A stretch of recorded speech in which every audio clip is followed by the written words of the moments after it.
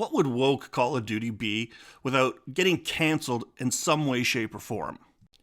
Now, I realize I'm about like 10 years too late to the old cancel culture party, but I finally made it, folks. I woke up one day, about a week and a half ago, to this.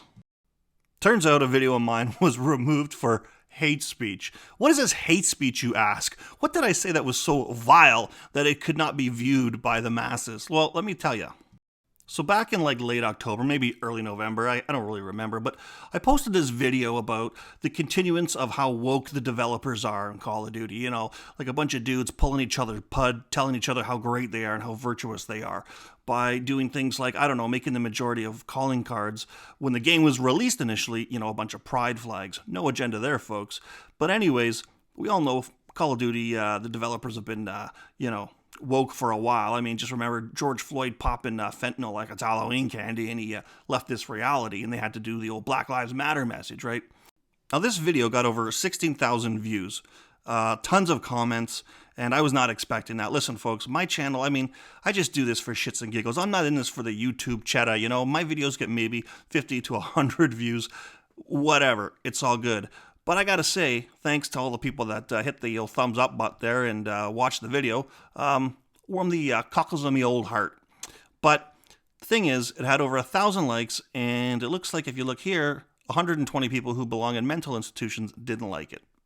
So what happens when the progressive left views something so harmful to their sensibilities? Well, they get it removed, which is what happened to me. I got canceled, folks. But, well, let me tell you something. These people are about to learn something. That's right! You can't kill me, motherfuckers! Just a friendly reminder, sometimes the appeal process does work, mother bitches.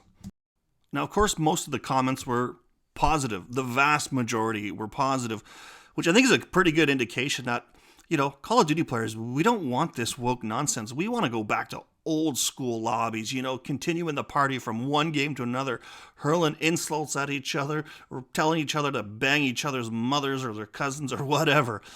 But anyways, you get guys like Micah here. Now, I understand what he's trying to say, Micah, here, right?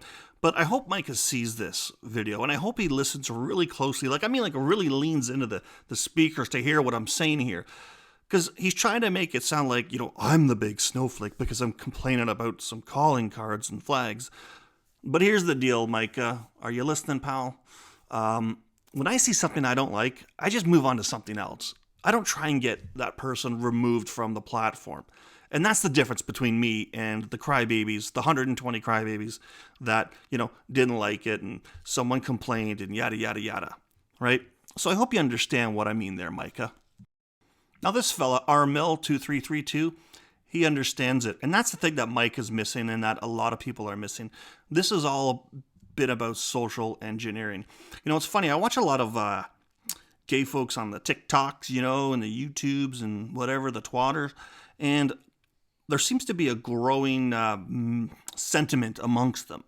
And that is, things have gone way too far. That the slippery slope fallacy is not really so much of a fallacy. I mean, listen, if you don't believe that this is some social engineering, that things are going out of control, you're either stupid, you're part of the agenda, or you haven't lived long enough to see it actually happen in real time. I remember seeing this video of this one lady, she's lesbian, and she goes, you know, back in the day in the 90s, I used to fight for gay marriage and whatnot, and, you know, whatever, LGBT rights.